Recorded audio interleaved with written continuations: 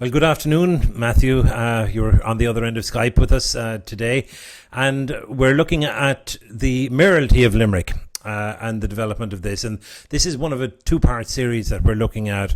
Today we're going to look at the development of the Mayoralty and I suppose a lot of the traditions around it and development of some of the families and how they became preeminent as mayors of Limerick and the classes and some of the other luminaries that have had a say in the Mayoralty of Limerick, which has a very long history. So let's get into the meat of the dinner, as they say, Matt.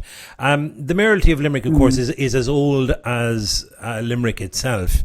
And of course, Limerick would have received its charter to be a city many hundreds of years ago. It did. Limerick received its first charter in 1197. So we're talking about 823 years ago. And the reason for this was, of course, that the Normans had come to Ireland in 1169. They had come to Limerick in 1174, captured the city, then lost it again in 1175, came back again though in 1195, and this time they took Limerick and kept it permanently. But the Normans, of course, while they came, the Normans who came to Ireland came from England and Wales, but of course the Normans originally came from France. So the Mayoralty actually is a French institution. We often think that it was brought to Ireland by the English. It was, but it was originally French, and the term, of course, means that it's from the Latin word mayor, meaning the greater man. And in medieval France, cities and towns began to develop institutions that have a recognizable appearance to the modern observer, namely a mayor who was in charge of the city or town and a city or a town council. And these institutions then were brought over to England. There had been some semblance of a local government system in England before the time of William the Conqueror, but then the office of mayor was brought to England, and then from there, of course, it came to Ireland. Now, the Charter of 1197, which Limerick received, was actually Limerick's, you could say, its written constitution. And in it, it was a very simple document. It really just said, what Dublin already has received, Limerick is now also getting. So Limerick had all of the same privileges that Dublin had received in 1172.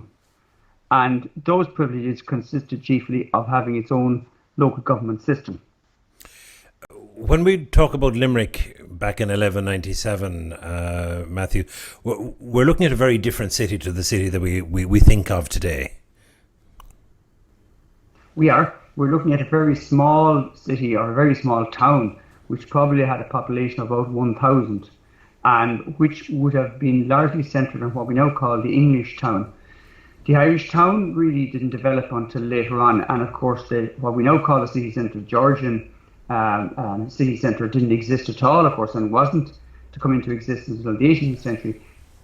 So you're talking about a small town, but of course that wasn't unusual in this period in Europe. Dublin would have only maybe had about 4,000 or 5,000 people. Cork probably had less than Limerick, or maybe the same. So Limerick was a small Viking town, had been founded by the Vikings in about 922 AD. So when the Normans arrived, they captured this city-stroke town, and they then decided they were going to establish their own institutions in Limerick, which were a town council and a mayor. So the town council was actually called the 100 Court, and the mayor was originally called the provost, which is the term used by mayors in Scotland to the present day. I'm just intrigued, and I know in reading the book it's one of the questions that came to mind, and perhaps you don't even have the answer to this. The 100 Court, where did that come about? Was it because of the number of people involved?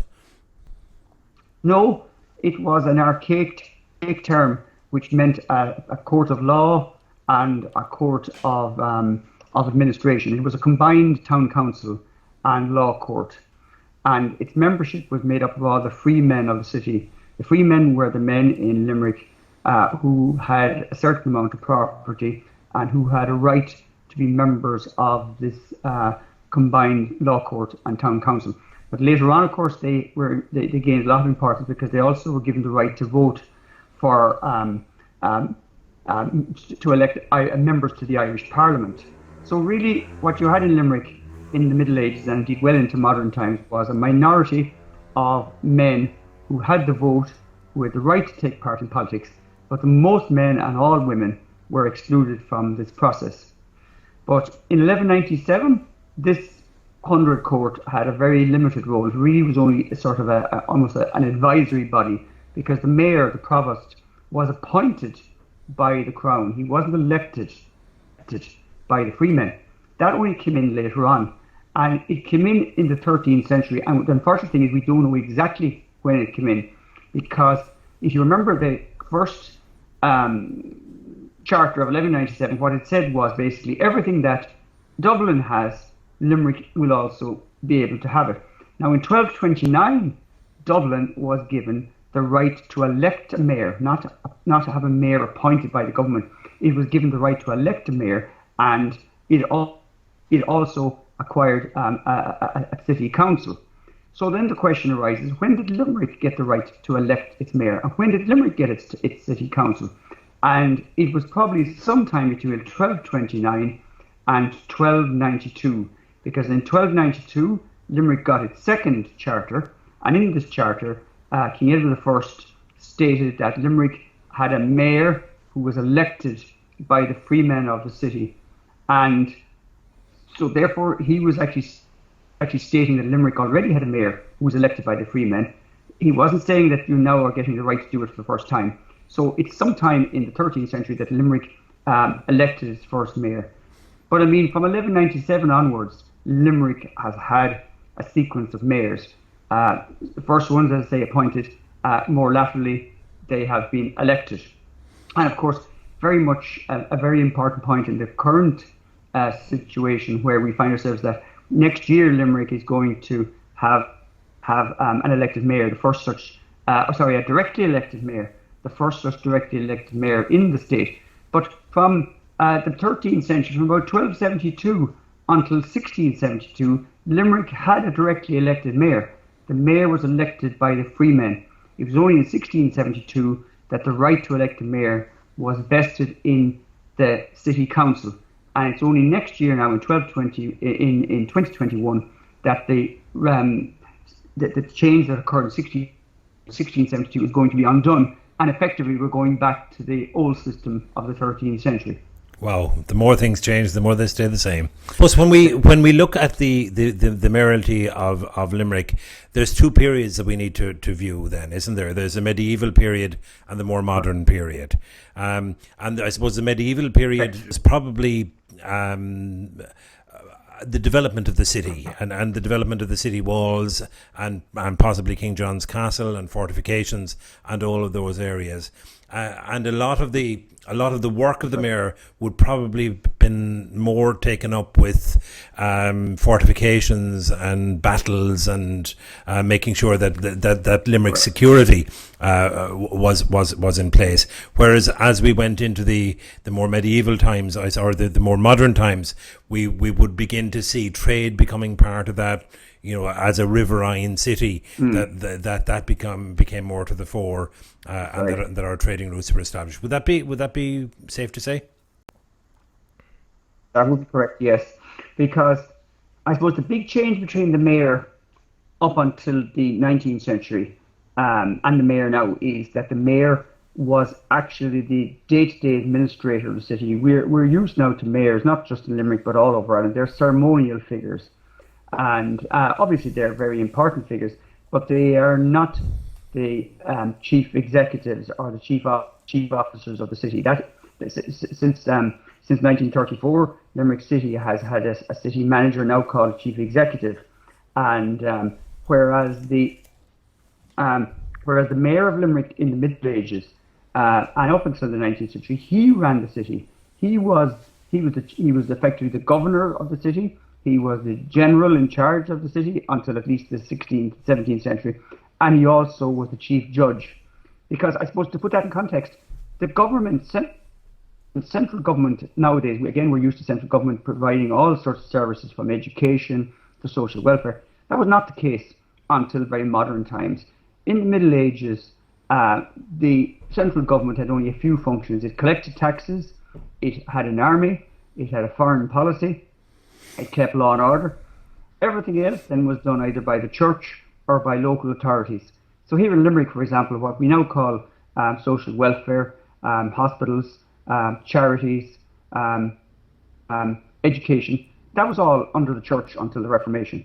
And then just about everything else then was run by the city council and the mayor. And these included, for example, you rightly mentioned defence. Limerick had a large wall which was about 3 miles in length and enclosed an area of about 57 acres. It surrounded the English town and the Irish town. The function of the mayor and the council was to maintain that wall, to make sure it was in good repair. They were in charge of the infrastructure, such as the streets and the bridges, for example. There were 2 bridges in medieval Limerick, namely Balls Bridge and Thomond Bridge. The mayor and the council then, they ran the economy of the city as well. There were a number of annual fairs, usually 4, and there were weekly markets. These were administered by the mayor. It was actually one of the main sources of income for the city council, because it charged tolls for everything that was sold at these fairs and markets. The port of Limerick was under the control of the council. There was an official called the water bailiff who looked after the port, who charged customs on all the ships that arrived in and the cargoes that they brought in. He also was responsible for making sure that the harbour was in good repair. The harbour, of course, would have been at Merchants Quay in those days, not where it later was situated. The mayor was involved in looking after law and order as well. Now, there wouldn't have been a police force as such. What the mayor would have employed a number of constables, but he would largely have relied on the citizenry to help out, to what they called a whey and cry. If somebody committed a crime, it would be expected that the citizenry in general would get involved in apprehending the criminal. I suppose, very importantly, each city and town in Ireland had its own little local militia. So the mayor was a local general as well. In times of warfare, he was call upon all the male adults to take part in the defence of the city. Now, for example, the 16th century claimed that the mayor was able to bring a force of 1,000 men out under his command. I would imagine that was a very nicely rounded figure, because, I mean, if you think the population of Limerick at that period was only about 2,000 or 3,000, it's hardly likely that he could find 1,000 men to form this army. Now, areas such as fire safety and environmental protection, again, it might seem strange that these were areas that the mayor was involved in the Middle Ages, but he was. I mean, for example, fires were a major problem in medieval Limerick because most of the buildings were made of wood, and therefore starting a fire, even by accident or design, was a very serious offence. One stage the punishment for starting a fire deliberately was to actually be thrown into the fire that you started, which was obviously a deterrent, I imagine, to starting fires. Environmental protection then generally consisted of attempts to enforce cleanliness. Again, there wouldn't have been officials that went around ensuring these rules and regulations were obeyed, but the mayor and the council would exhort, for example, people to keep the area outside their own houses clean. There was a big animals, and a great deal of the legislation produced by Irish citizens in the Middle Ages consisted of attempts to stop pigs from wandering, and to a lesser extent other animals. Pigs seem to have featured more than any of the others. So the mayor he really had his finger in every pie that was going on. Of course, I suppose another very important part of his role was he was a judge of a variety of local law courts.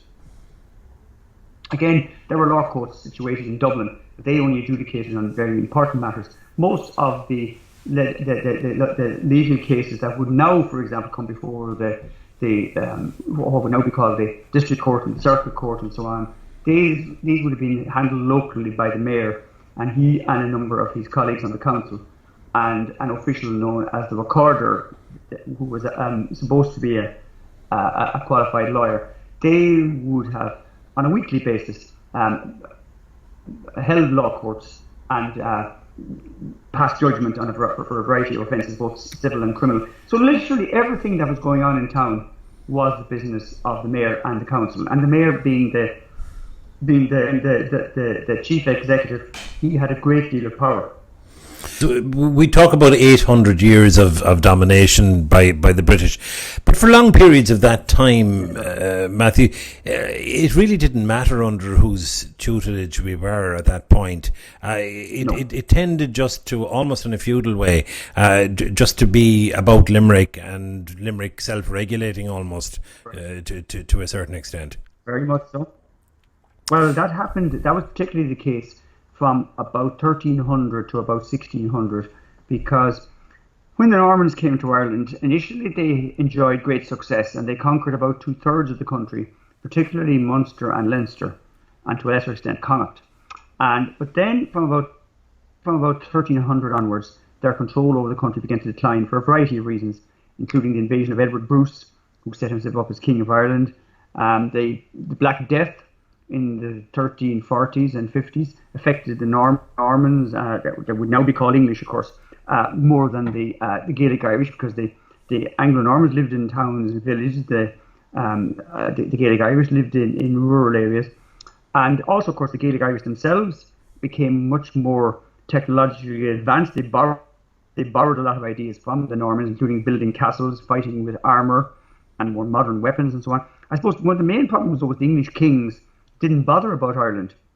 They were far more interested in France, where there was a great deal more loot to be had. So especially in the 14th and 15th centuries, English kings were always campaigning in France, trying to conquer France.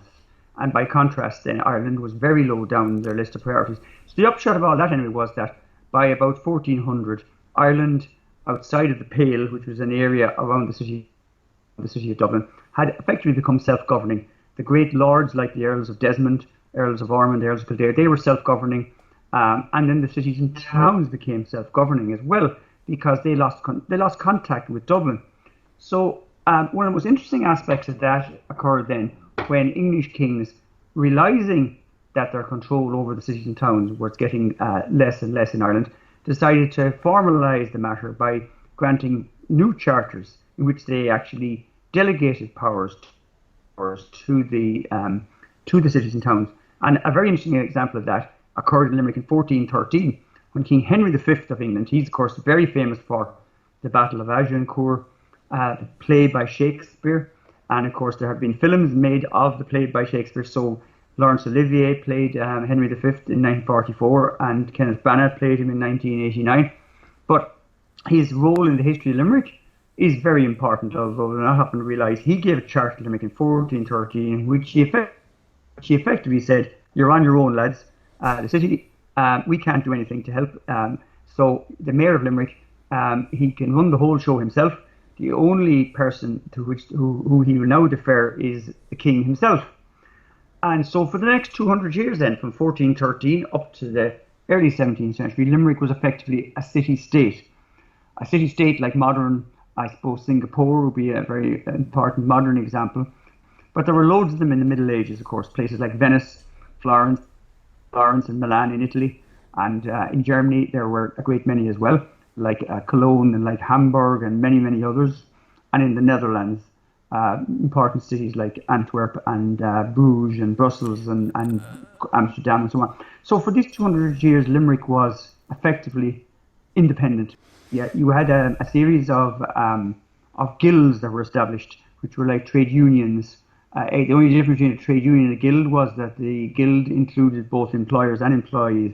So you'd have guilds for the different professions, as you mentioned, goldsmiths and farriers and all different types of trades. Masons, and these stonemasons as well, yeah. They would have had an important role in the government of the city. What's very interesting, of course, is that while the government of Limerick City was, in theory, relatively democratic, in that the mayor, as I mentioned, wasn't elected by the council, he was elected by the freedmen, who were a large but property minority of men.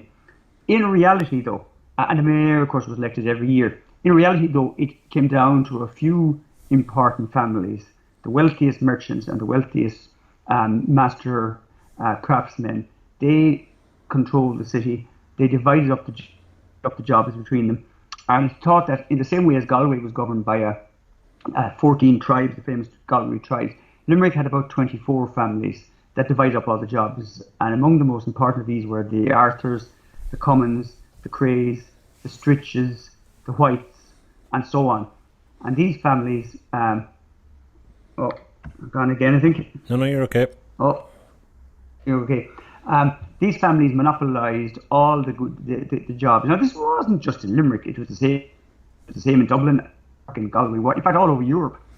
But if you look at, for example, 61, the Arthurs held a mayoralty of Limerick on 61 separate occasions. And particularly in the 15th century, the Arthurs held a mayoralty for, I think, for 30 years in the 15th century. Now, it sounds very corrupt and very venal. It wasn't quite as bad as it sounds for a few reasons. I mean, if you think about it, if Limerick had only 2,000 or 3,000 people, I mean, how many merchants and master craftsmen were there in the town? There weren't that many families to begin with. So therefore, there weren't many potential candidates for the job. And ironically, contrary to what you might think, instead of fighting for the job, in many instances, a lot of the merchants didn't want to be mayor because during their year as mayor, of course, they had to give up their business. And as you can imagine, if a business was left in abeyance for a whole 12 months while you got on with the job of being mayor, it could actually collapse during this time. And this is actually proven by the fact that there was legislation constantly brought in by the English government in Ireland, imposing strict fines on individuals who were elected mayor but refused to take up the job, or indeed refused to take up membership of the council, or refused to be aldermen. Aldermen, of course, were senior former mayors for the most part at this period. So and then of course there was other individuals who just weren't interested. They just wanted to get on with their lives and not be involved in the council. So in fact, ironically, the government, the English government in Dublin, spent a lot of time forcing people to take on these jobs. But at the same time, it is only fair to point out that, the average citizen in any Irish town at this period, or any European town, had very little chance of becoming mayor. So now we've almost by stealth creeped in from the medieval mayors into the more modern mayors at this stage. So we're coming up to, I suppose, times that we probably recognise a little bit closer, probably post the sieges of Limerick even at this stage, Matthew, kind of 1690, 1691, and into the 1700s. And at that point, I suppose, the mayoralty began to merge into something that we could recognise in our current state. And the corporation as well. Well, the biggest change, of course, occurred for many centuries in England was the 1650s. When Cromwell captured Limerick in 1651, he overthrew the Catholic merchant and master craftsman class that had run the city for 100 years. And they were all cleared out now. The Arthurs, the Cummins, the Stretches, all of this lot that had been around for centuries were all booted out and replaced by a Protestant ascendancy. So then from the 1650s until 1841, it was a Protestant elite that ran Limerick City. And what then happened, of course, especially after the Treaty of Limerick in 1691, that Protestant elite was strengthened because, of course, then the penal laws came in, which actually made it mandatory for members of the council and mayors and other office holders in Limerick Corporation to be members of the Church of Ireland, not to be Catholic anyway.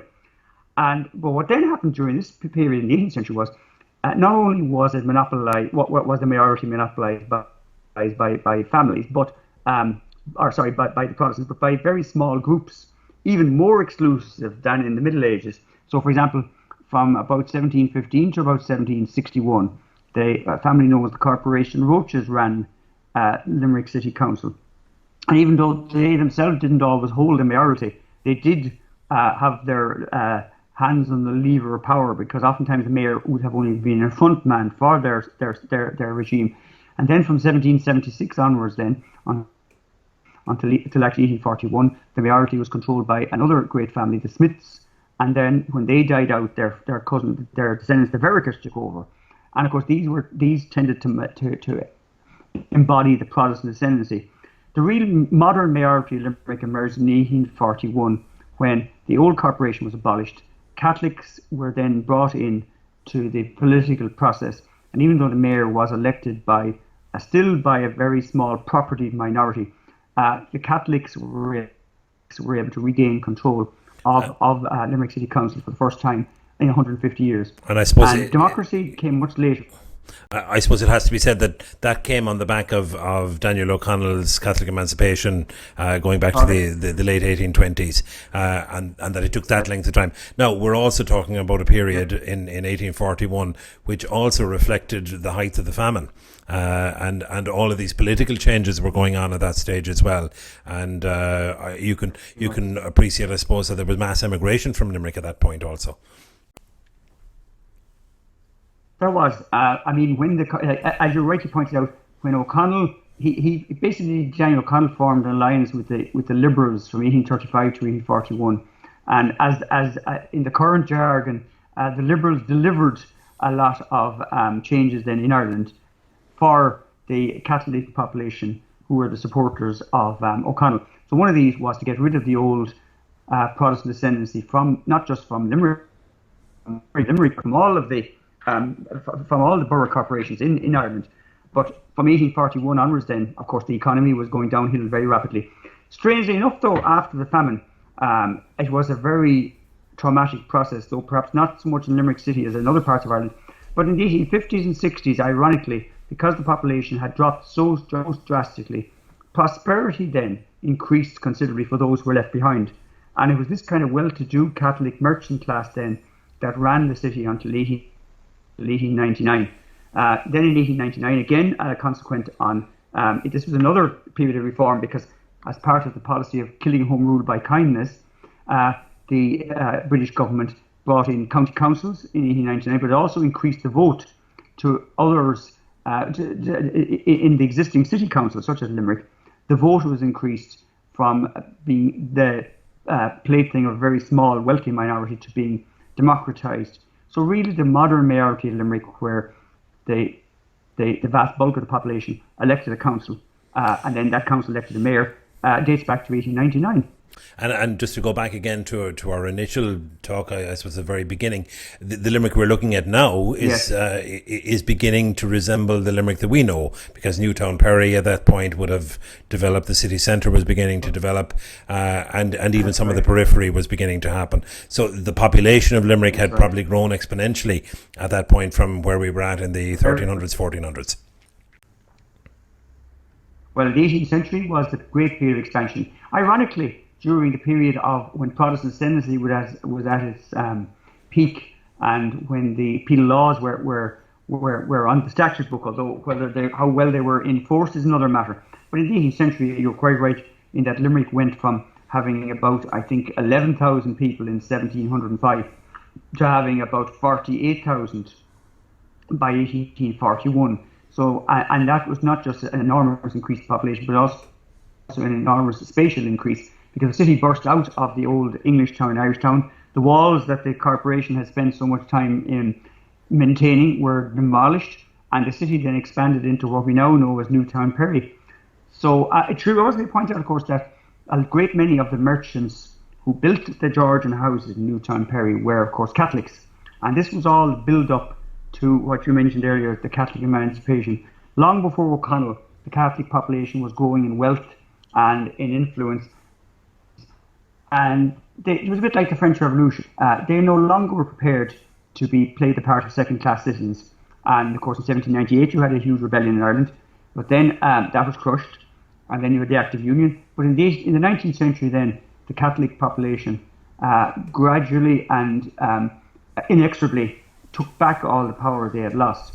And Limerick then, as I say, the mayoralty of Limerick then was transformed from being very much a Protestant and a sectarian institution to being a Catholic, and then very much a nationalist institution. And this culminated then in 1921 when the two mayors, O'Callaghan and Clancy, were murdered. And that then completed the transition. Say 100 years previously, in 1821, the mayors of Limerick were staunch Tories and what we would later call Unionists. By 1921, they were leading the fight for Irish independence, So that was an enormous change. And it's interesting that in 2021 we're going to have the first directly elected mayor. So the 100-year spans do seem to reflect change constantly. If we could maybe focus just before we finish, Matt, on that period from 1900 to kind of 1921, 1922. We did go from having a unionist-dominated council at that point to being incredibly nationalistic.